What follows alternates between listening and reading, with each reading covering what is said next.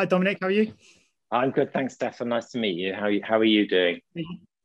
Yeah, really good. As far as I was going to mention to you, actually, I remember about 4 years ago, just before I got married, the night before I went to get married, I got invited to a screening, and I thought, oh, I might as well go to one last kind of screening as a, you know, where this is going. I know As where this is going, and I'm apologising before you've even said it. as a single man, and I had no idea of the story of on Chesil Beach, and I watched it, and I was like, I really hope that's not a bad omen. But I'm still married, so Good. here we go. Well, you've lasted a hell of a lot longer than they did. Yeah, exactly. I really enjoyed the choreo when I saw it. I mean, I just wanted to know how you sort of came to be aware of this incredible story, and if it was literally just a matter of reading the screenplay and finding out about it, or if you had some knowledge beforehand.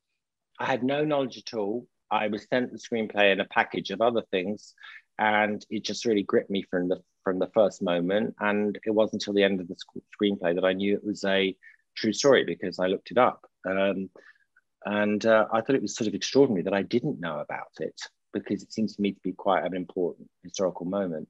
And once I did the research, I started to understand why I didn't know about it and what the sort of story afterwards, which had meant that it had been sort of airbrushed out history. Because people of my parents' generation, anyone over a certain age, maybe sort of over about 70, knows who Greville Wynne is. But people under that age didn't. I thought that was really interesting because I'd grown up knowing about the Cambridge spies and other people involved in this world, but I didn't know anything about him. Is it quite encouraging in some ways that there's still this incredible array of stories out there that we're still discovering all the time? I think that's sometimes about music as well. I'll hear a song and I'll think, oh my God, that's one of the best songs ever, and I've never heard it. And we're always continuously finding new things, aren't we? That's right. There are many reasons why certain types of story have been privileged in history. And I think there are so many other stories. I mean, I'm really interested now in the sort of discovery of sort of minority stories in history, because the way that not this particularly relates to that, but the way that we have obviously told certain types of story because the sort of storytellers are the people who have the power. I think there's a massive opportunity in looking at the past through other eyes and understanding how things happened from the perspectives of people who might not have been given the chance to tell their story at the time. So yeah, I'm really with you. The way we look at the past is really about how we're looking at the present, I think. And because we look at the present differently now, we will be looking at the past differently. And there's just so many opportunities, to open up stories that people don't know about. And it sort of sounds like a weird thing to say because it shouldn't be like uncommon, but it felt quite rare to see a film that survives primarily off a male bond, a really close and quite profound friendship, especially from two people from different backgrounds. Was that part of this that you were keen to explore? Because this is so much more human and nuanced, isn't it, than a mere sort of spy movie in that regard? Well, that was exactly the pull for me. I mean, I tend to be quite intuitive in the way I make decisions about what I'm going to do. It's sort of about a feeling, but once I've got beyond that, it is what is the special thing about this? Why is this different to anything else? And I think that's really true. I think, the mix of sort of warmth and tenderness and vulnerability in the incredible bond these two men had, and they really did in real life have an extraordinary bond despite being from vastly different backgrounds and having had very different life experiences in what is normally a sort of cold, calculating world. And also, I suppose, the way it looks at some of the cost, the personal cost, the cost of family life and so on, that people who engage in these sort of heroic acts experience was really unusual. So I really like the mix of those two things.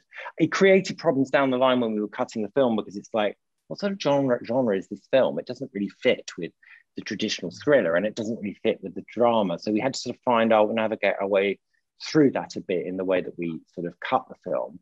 But I quite like that. I quite like that sort of mix. Yeah. How do you kind of navigate secrecy in a story like this? I mean, obviously the aim is to be as true to the real world as possible, but given the nature of this tale, so much is kind of unanswered. Is that a blessing or a curse for a filmmaker to have that sense of freedom of not being completely tied down and obliged to be completely authentic? Is probably a good thing, but can it sometimes be too freeing in any way? Yeah, I think this question is crucial. And, I sort of feel like there is a moral dimension to telling stories based on real life. And I think the closer you get to, so things that are very recent, where there are people who are directly affected by an event, I think you have a deeper, even deeper responsibility, because it affects the lives of people who've already probably been through quite an extreme situation. So I think on one hand, you do have that sort of responsibility, but on the other, you are, by the very nature of taking a really long, like this film spans a few years, and you're compressing it down to 2 hours, you're going to be taking huge liberties with the facts. And you have to sort of compress. That's the main thing you're doing, is compressing. And you have to therefore decide which element of the story matters most. But I sort of think if you're doing it in a spirit of honoring what the people did, you're sort of on the right track, and acknowledging that you're not making a documentary. You're trying to sort of distill elements of this story in an honorable way and get the sort of broader sort of truths of what the people did, rather than getting too tied up in detail. That's the sort of approach I have. I think if you're making a TV series, you probably have a lot more time to really get into detail, because you could make a TV series out of this and it could last quite a few episodes, and you could really bring strands of the story that we couldn't even put in, just because of the sort of time scale that we're dealing with. Yeah, I mean, obviously you need an actor to give everything for this role, and Benedict sort of delivers and then some. What made him your Greville win? Because I was going to ask, I mean, he's one of those actors who has such a fantastic ability to play the kind of everyman, despite the fact there's something almost otherworldly about him, I find, as a person, which I think is a fantastic kind of conflict and contrast. Yeah, he's very open, actually. And I think that's what gives him an everyman quality. For me, with this part, it was about the fact that he has an ability to get into that sort of period British restraint. He sort of is able to play that, but he also has real vulnerability and real openness underneath. And I think you've got to get both. Some people cannot play period in this way. They just sort of go into a pastiche, they just can't access it. Whereas he can play that sort of austerity, but there's so much going on. Actually, Jesse's the same, Jessie Buckley. There's so much going on that's not being expressed. And I think that is what really made him feel right for this part. He was also exactly the same age as Greville Wynn when he did it, which I think is sort of amazing. So he was right. Even when I was like a third of the way through the first reading the script, I was thinking this is a great part for Benedict. I worked with him before and I was like, really keen to find something else for him to do. So, and it turned out he was free. So it all sort of slotted in to place quite quickly, surprisingly quickly. We were shooting within, I don't know, 6 months or something like that of the first conversation. It all moved very quickly. So my final question was, I was going to ask if you were able to shoot in Russia, but I guess given the nature of the story, it's probably not easy to shoot this in Russia. But I was going to ask, following on from that, can there ever be apprehension with dealing with stories that pull back the curtain, so to speak, on certain governments and the way nations have handled themselves in the past? As important as it is to tell these stories, of course, are there ever any shades of doubt that creep in during the early stages of development? You've got to work it out for yourself, I think, whether it's morally the right thing to do. I think your question is a really good one, and it comes from a very good place, because I think storytellers always have to be responsible, in my view, in terms of the content. For me, I mean, I actually love Russia. I've been there a lot, and I know it. How can anyone ever know a country as big as Russia? Even Russian people don't know it, but it's a country that's always really fascinated me. I have had some incredible experiences there with people. I sort of felt that I wanted to tell a story that actually happened. I did when I went to Russia to cast, because I did go to Russia to cast the film. I encountered quite a lot of flack because Penkovsky is seen by many people as a traitor. I mean, he was certainly a traitor to the Soviet system. For my mind, he wasn't. He was a patriot. He felt that he was a Russian. And I think that view of him is completely conditioned by what people's relationship is to the Soviet system.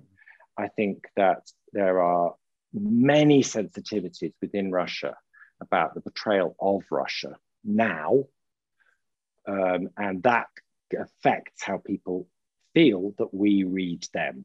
And even on set, I was dealing with a lot of mistrust around the Western portrayal of Russian history, which has been often pretty reprehensible. So it's really complicated because this guy considered himself to be a patriot and yet loathed the Soviet system. So it's an unresolved thing in Russia now.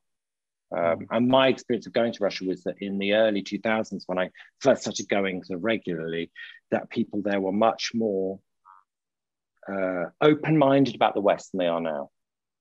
I mean, I'm speaking in general terms, but that there's a lot more, especially unfortunately, when we were casting this film, it was just after the Skripal, Salisbury poisonings. And at that point, British people were not looked upon favorably because the Russian state really didn't like Britain. So it was a sensitive moment.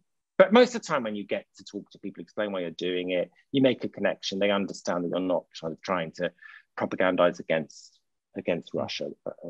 They sort of go with it. You know, they sort of trust. Yeah. Well, a great movie came out of it in the end. So thank you so much for your time today, Dominic, and best of luck with the release as well. Thanks a lot, Stefan. Nice to see you. Thanks, Stefan. Bye. Ladies and gentlemen, you're watching Hey You Guys! Hey You Guys, huh? Hey You Guys. Is that from the Goonies? It is indeed, yeah. Nice. Hey